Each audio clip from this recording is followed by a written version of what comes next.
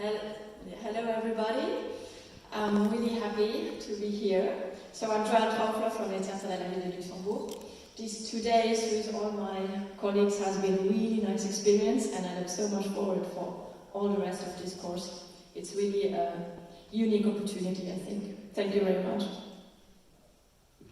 Hello everybody, I'm Violaine Charpie from Paris Opera. I'm very happy to be here, and these few days were very interesting, and I hope we'll have more sessions like this soon. Thank you. Hello, I'm Celia from Opera Europa. It's very exciting to meet all these people, and so I'm also very excited to see how the course will evolve in the next month. Hi, I'm Keith Stone. I'm originally from the United States. I work at the Bergamo Nov in outreach and education. And having a background as a singer, it's really nice and refreshing to see that the administrative part of theater is so unbelievably dynamic. And I'm looking forward to exploring and discovering more. Hello everybody, I'm Kevin Hirsch from Staatstheater Nuremberg. I'm more of the financial and budgeting expert here, and I just wanted to say thanks for having us here, thanks for the interesting sessions, and obviously I really enjoyed the coffee table talk. Hello, I'm Łukasz Dobrowolski from the Baltic Opera in Gdańsk, Poland. Well, it's just such a big pleasure to be here. Hello, my name is Benedikt Simonczek from the Komisch Oper Berlin. I'm also very pleased and thankful to be able to participate in the course and be part of the conference. It was very interesting. I think we have still a lot of work to do, but I have the feeling that we all in for it, and now we have to find ways to do it. Hello everyone, I'm Audrey from National Opera of Montpellier, responsible for digital communications and project there. I'm so thankful of this opportunity to be in this course, meeting all this incredible talent, actually, of the opera, and we are really happy to be here, and we are organizing our tour to each one's opera houses. Hello, my name is Niels Tibushirayat. I am from the Icelandic Opera, works there as a stage manager.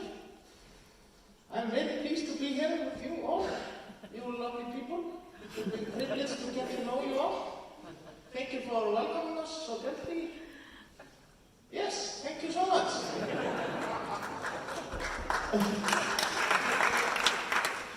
Hello everyone, my name is Olane Marman, and I'm from an organization called SA Opportunity in South Africa. I'm also emerging artist for Opera for Peace as a stage director.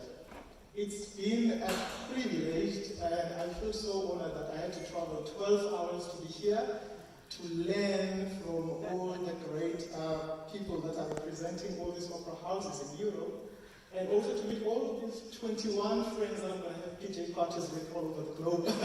So yeah, cultural exchange is very important to me, so I'm so happy to be part of this, and it's a new journey for me. Thank you.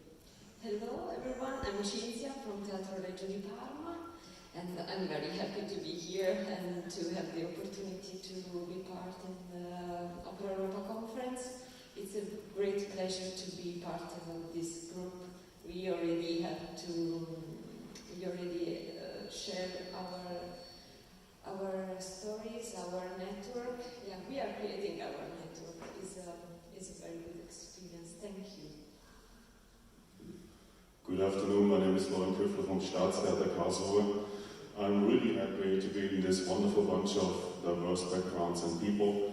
We really hit it off last night while you were watching Elixir. There's an incriminating video of us singing La Traviata. I hope it never surfaces because my career is going to be over then. But we're really all happy for you to be so open to us and having all this wonderful communication and get to know each one of you. Thank you.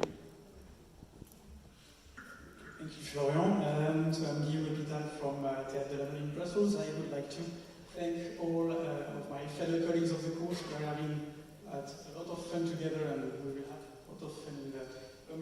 month. And thank you to the Opera team and to all of you for the exchange over the past few days. We have, I think, a lot on our plate, guys. We will have a lot to do and to learn and still to work on, so good luck. Hello everyone, good afternoon. Mugia from Fedora. Well, it's a privilege to be here. I think we already learned a lot from each other, and also we started to learn from our tutors already. And I must say, we are quite ready to change the world, so be ready if you are coming.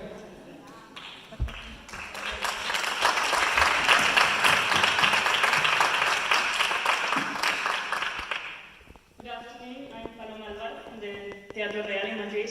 I want to say thank you to Opera Europa for giving us the opportunity to be here. And I also wanted to say thank you to all of my wonderful colleagues who work all across Europe, because I think that this course will give us the opportunity to build a network that will hopefully improve the opera world in the future. Hi everyone, I'm Kate from the Royal Opera House, Covent Garden, and thank you all for being so welcoming and engaging with us, and thanks everyone here as well for being in it all together. I look forward to getting to know everyone more. Hi. As you can hear from my voice, I'm very much enjoying all the wine and the late receptions. I'm Laura. I'm a dramaturg at Dutch National Opera in Amsterdam, and just being here, meeting you, but also, perhaps more importantly, all my young colleagues from different houses, and comparing what it's like to be a young-ish, in my case, young-ish, employee in an opera house, and how all these opera houses are in a way similar but also different is super fascinating. So I'm really looking forward to the rest of the course. It's amazing. I have my own microphone. Just do this one. I can use this one. So hi, I'm also a dramaturg. So we're the dramaturgical team. At least on this side, there's another one there. So my name is Hannes Föß. I'm from Magdeburg, and I've also enjoyed this whole experience quite a lot. I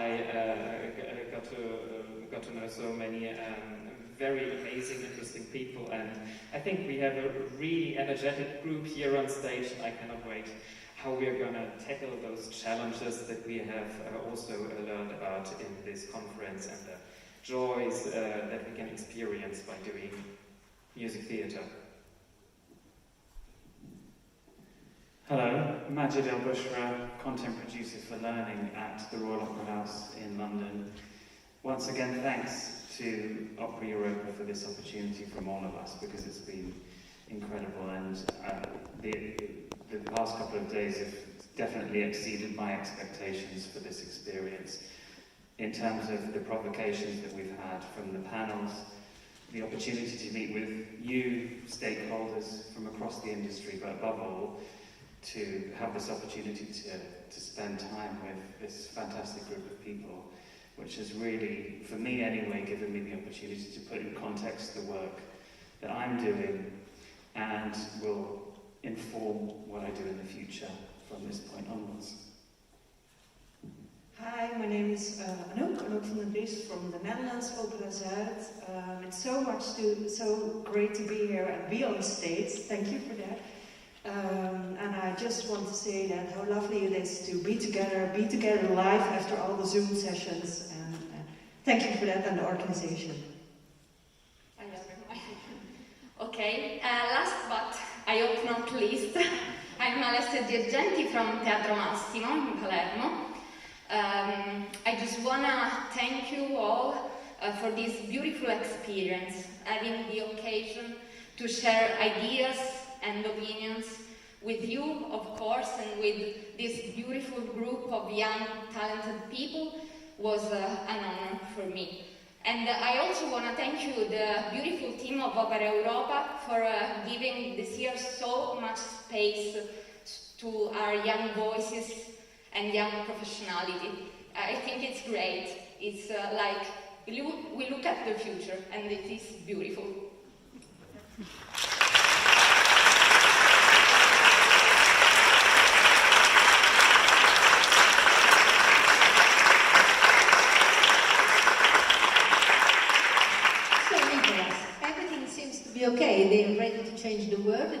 already a network. They are very motivated.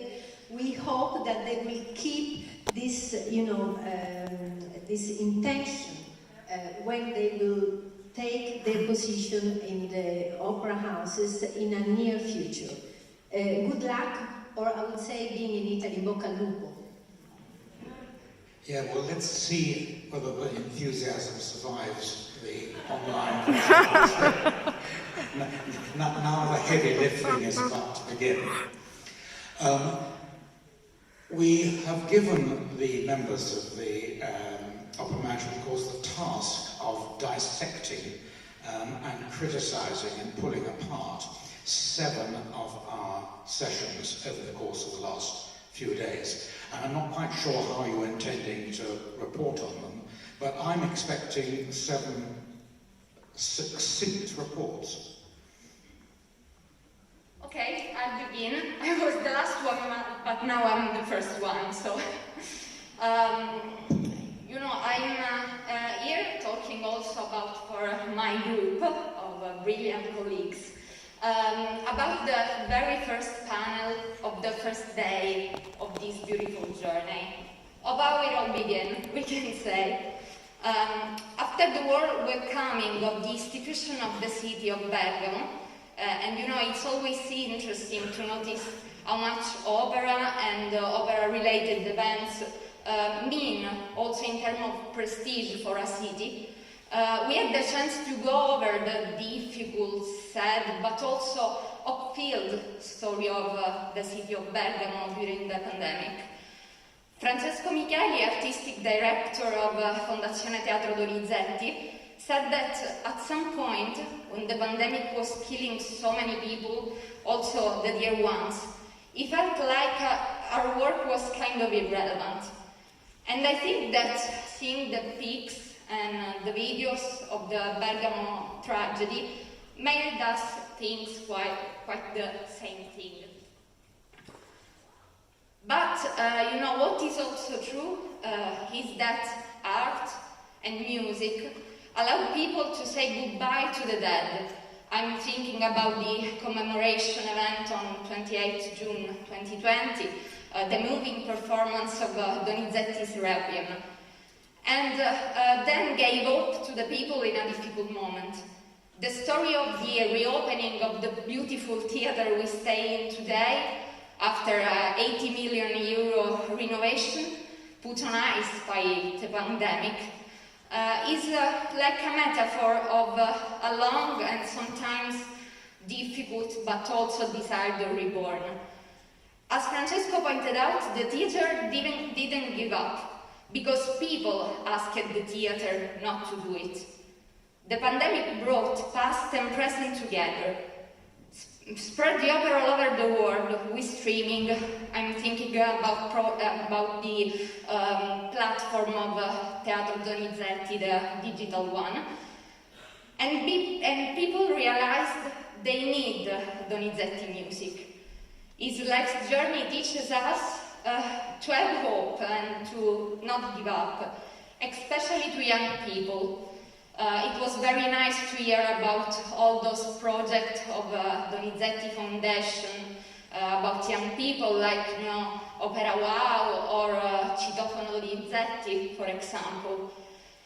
I want just to end up this speech saying that maybe it's true that our work sometimes could seem irrelevant. But I agree with the beautiful sentence that Cormac Sims told us yesterday. It's true, we don't save lives, but at least we change them.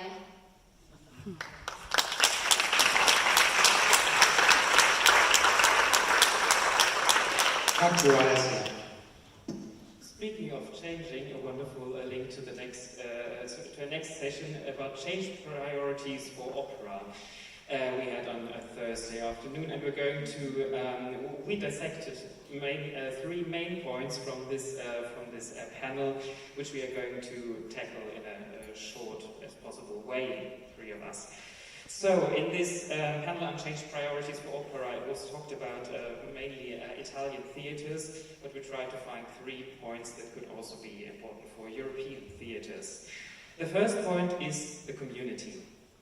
Barbara Minghetti raised the point that a lot of people don't know what theatre, what opera is. So it's very important to bring back the heart and the soul, to see theatre as a place for the public, for the community. But not just by dragging in, but rather give the audience a sense of belonging to the theatre, to the opera house. So they formulated an agenda for artistic teams to engage in projects within the community, to tell the stories about the people of the community and contribute by that to diversity. And also invest money in small projects that communicate to the people. Sebastian Schwarz concluded with a beautiful quotation: "The little project should be the heart of the season." And then on to this. Thank you. I'm sorry. We're doing this as a trio. This is like we're making our little performance with 3 main points. And so the second point is that we need leaders in the opera world that have competences to lead a business. Leaders who are not just focused on short-term success, but also on the long-term well-being of an opera company. Leaders who have a clear view of who the stakeholders are and not just what we want from them, but what they need and expect from us. And also, as opera companies, we need to make room for research and development to make sure that we're not just thinking about now about the coming 2-3 seasons, but really further and further ahead. Thank you, Laura. And the third point we felt applied to the whole sector is the importance to give artists a voice in our processes and also in our programme. And that helps to get them on board with engaging the community so that the people in the community can see the artists that they've met doing smaller projects, but also on the main stage. It helps us stay relevant by giving artists voice as well as the creatives. And another point about the artists was the importance of safeguarding the artists and ensuring that they have stability to be able to create great, engaging art. Thank you, Kate. And we as a trio as well, we were given the mission to report on the artist's voice. Rayhan's Bryce Davis took the stage not to sing, but to raise her voice and present the Black Opera Alliance. She used a very open and peaceful tone to expose one of the biggest issues in our society. As we all experienced, the pandemic and the murder of George Floyd triggered the creation of this alliance, with the aim of empowering Black people and challenge institutions to truly represent all members of the society and make opera more inclusive. They created an action plan called the Pledge for Racial Equity and Systemic Change in Opera. It is available online if you would like to see all the points. The plan actually suggests improvements on the stage by hiring Black artists, giving more visibility and place in the program, as well as at the back of the stage by training and hiring artists from diverse backgrounds and communities. She also highlighted that in order to remain relevant, our organization needs to foster new narrative by hiring artistic teams, including librettists, composers and dramaturgs, that can actually tell their own stories. She not only shed light on these issues, but also made 2 other recommendations. The first one is to expand our networks to reach the diverse talent that already exists and is waiting actually to be found. And the second one is to grow and train the talent that we wish to see on and behind the stage by making opportunity accessible to everyone. It was also pointed out that these changes cannot be carried out without new policies. Some of these actions, as well as targeted local ones, can be applied to other realities and all of our institutions in Europe. The whole society will benefit from it. the opera industry can proactively propose solutions to help build a more inclusive and equal society, starting on our stages. We were given some food for thought, as Christina Scheffermann so eloquently put it, on reimagining hierarchies this morning. And we had two overarching topics, I would say. First off, our hierarchies within, and then our attitude towards the society we make our art in. So I'll start by working from the outside in. Here's a statement. Opera represents for us, sponsors and politicians, the excellence of society. But for the community, there's a staggering lack of interest.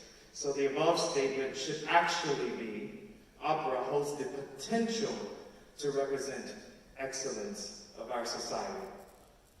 We've enjoyed a position on a high horse, but we've been given the task of reimagining hierarchies. We are imaginative people. What stifles our imagination when it comes to reimagining our place within society? Here are some leading thoughts to get our creative juices flowing. Rethink the relationship between technical virtuosity and the quality of expression. Focus our efforts.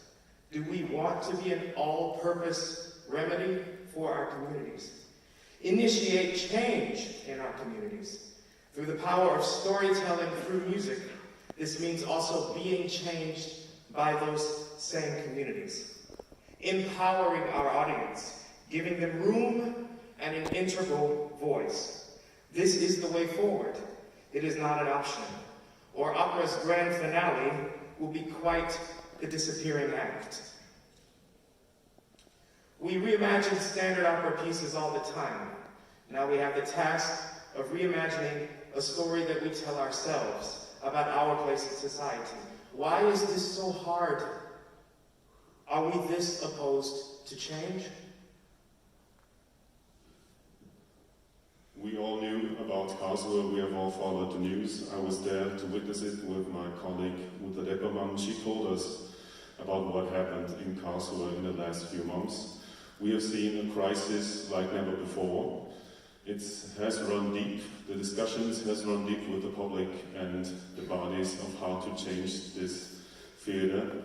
A reform process was started that actually started from the grassroots up, from the employees. We have task forces on 9 different topics, thinking about what we should change in our work ethic, what we should change in how we work with each other. It's pretty obvious that we will see some changes in the next 3 years in our leadership culture, in how we treat each other. Because as I found out in the last few months, if we do not have the ethics we're pretending to have on stage, it's all for nothing. Thank you.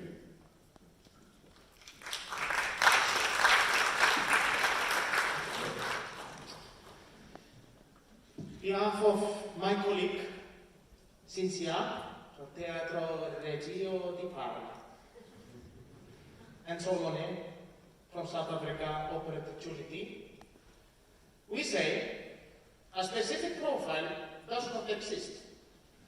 That profile which we want can appear in all kinds of shapes and sizes. Therefore, that is my job as a stage manager and ours and yours as leaders, is to listen. When it comes to relations and communication, communication does not come easy to us all, Therefore, we must look inside first and get to know our pros and cons in that position that we seek for or which we are in. The position can never be more important than the person. Therefore, instead of saying we, say I. What do I have to do? Instead of just act, I need to see. If we make mistakes, we need to own up to our mistakes. And if you may say that, it's all part of programmet, that is Danish. Instead of saying we need to move towards something, we need to just do it. Our institutions are very different from each other. and that is the beauty of it. They have their own worlds inside of them. Therefore, it's necessary to have and make a balance between critical thinking and listening in our leaderships. Give trust to our colleagues and make sure that everyone can own their part in the goals of the theatre. There is no right or wrong structure as long as people are respected and listened to. You know it if there is respect from all sides. I can believe that a lot of things that we do and that we are trying to solve, we make it sometimes much greater than it really is. And that is really one of the most important developments that we need to take as leaders. Leaders that are responsible for people and the house. Theatre is never one person, it's a gallery of personalities. Without them, nothing will be possible. It's unlimitedly about the people and for the people. Thank you.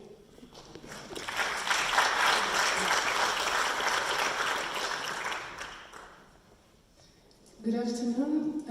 It's our responsibility with Lukas and Benedict and I to let you know our conclusions about yesterday conversation.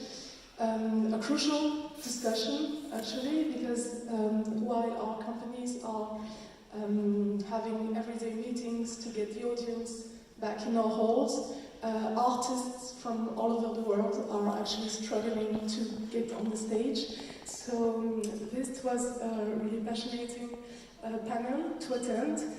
I let my colleagues let you know what we heard and what we've learned. How are the artists prepared and trained for the actual professional world today? Are they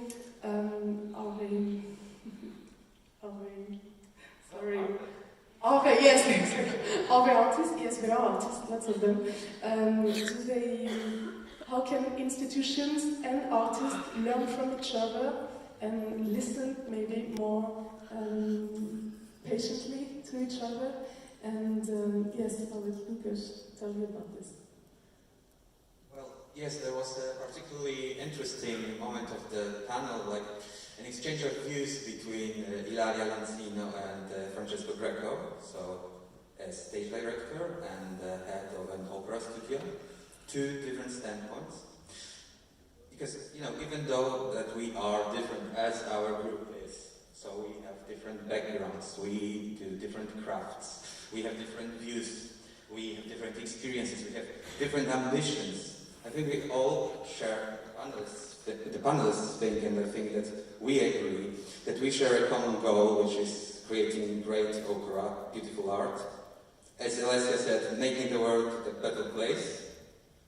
So it's all about cooperation, communication, but above all, respect for each other. They talk a lot about the reality of an artist today. There came up words like precarity, lack of time, access. It was about access to the stage for the actors and for the singers. And so it's all the stuff we talked about the whole weekend, and we really need to solve and we really need to find new conclusions. There was also talking about how precious it is to be able to learn while doing. There was this catchphrase, jewels come from many fuck-ups, so we have to make it possible to make mistakes again. There was a big question how we can do that. The ensemble was a very major point in that discussion, the possibility of opera studios, of ensembles to develop for young artists. We had for us the conclusion was that we really have to be able to go on and create a space for collaborative work in a time of competitive individuals. That is the hard thing to do. But I think it's our work to realize again that opera is a team sport and we need every team member and everyone is as important as the other one.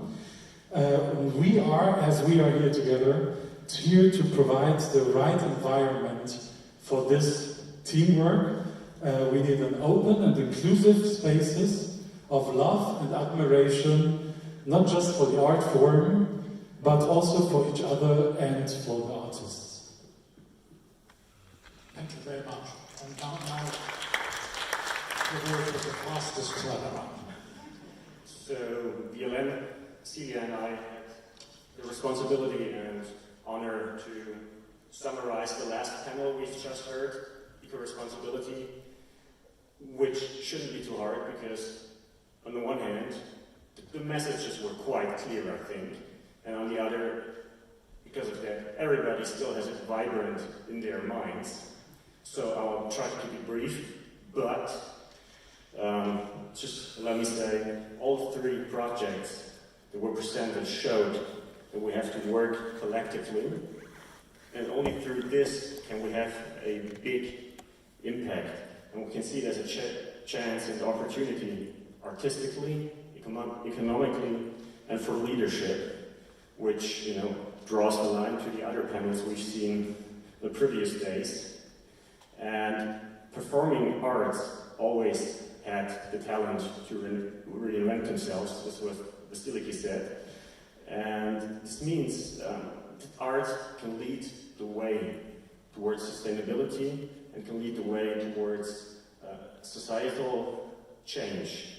So there's no reason to wait. We're in the face of a crisis, and there's evidence there. There's no reason whatsoever. It's inevitable.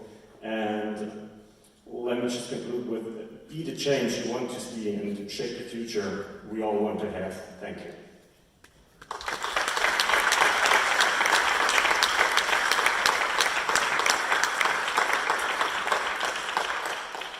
I'd like to thank you all for your insights, which are really valuable and will help us learn from this whole event. And I want to remind you that I want them in writing by the end of the weekend.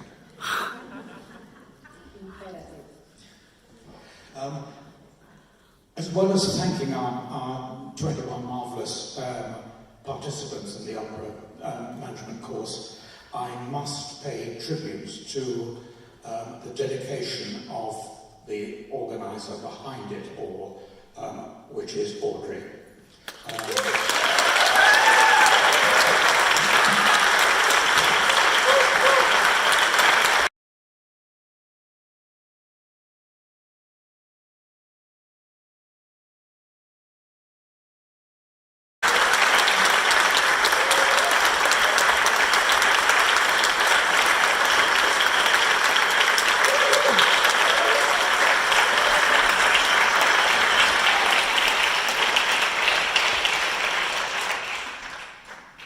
Audrey treats them like her children, than which there is no higher accolade. In addition, I should mention the really valuable work put in to help Audrey by Cormac Sims and by Laurie Pockenan, who are long-standing members of Opera Europa with a real concern and dedication for the success of the opera management course. They're going to be with us for a little bit longer.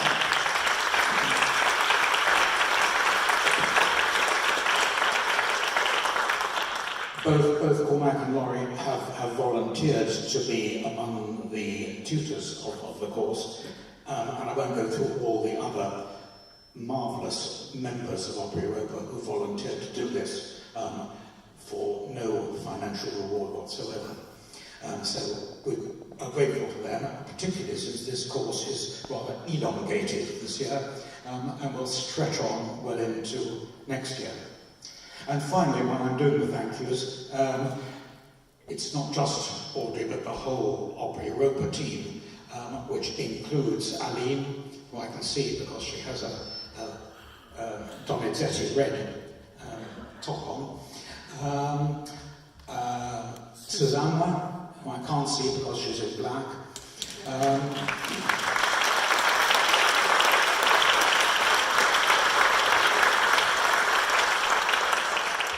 I won't mention Celia because she's behind me. And to our Opera Vision team, Luke and Mathieu